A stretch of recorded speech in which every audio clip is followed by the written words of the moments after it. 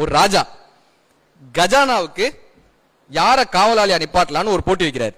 இப்ப இந்த கஜானாவுடைய கதவை காமிச்சு, இப்ப இந்த கதவுக்கு சரியான சாவியை யாரு கொண்டு வராங்களோ அவங்க தான்ப்பா கஜானாவுக்கு காவல் அதிகாரி. இப்போ தூரத்துல இருந்து ஒருத்தன் பாக்குறான், இந்த கதை வந்து இந்த மாடல்ல பண்ணிருக்காங்க, இந்த கதவை எப்படி பண்ணலாம், இதுக்கு சாவியை எப்படி கிரியேட் பண்ணலாம், இந்த சாவியோட டிசைன்லாம் வரைஞ்சிட்டு சாவியை செய்யறதுக்கு ஒரு ஆள் போனான். ரெண்டாவது ஆளு கதவை பார்த்தான், இது எப்படி உடைக்கலான்றத பார்த்தான். இந்த சுத்தியில எடுத்துட்டு வந்தோம்னா இப்படி அடிக்கலாம், இது எப்படி அடிக்கலாம், கதவையே தூக்கிடலாம். ரெண்டாவது ஆளு சுத்தியில ரெடி பண்ண போனான். மூணாவது ஆள் கொஞ்சம் கிட்டக்க போனான், கதவு கிட்டக்க போய் அந்த கதவை தொட்டான் சார். தொட்டா கதவு திறந்துருச்சு. கதவு அங்க பூட்டவே இல்லை. நம்ம என்ன பண்றோம்னா தூரமா நின்று இதுக்கு என்ன சாவின்னு யோசிச்சுட்டு இருக்கோம், இந்த கதவை எப்படி உடைக்கிறதுன்னு யோசிக்கிறோம். யாருமே அருகில போய் தொடுறதுக்கு தயாராகவே இல்லை. தூரம் நின்று யோசித்தால் குட்டை கூட ஆழம்தான், நேரில் சென்று நேசித்தால் கடலும் நமது தோழன்தான். நமது முயற்சியை பண்ணி தான் பார்ப்போமே.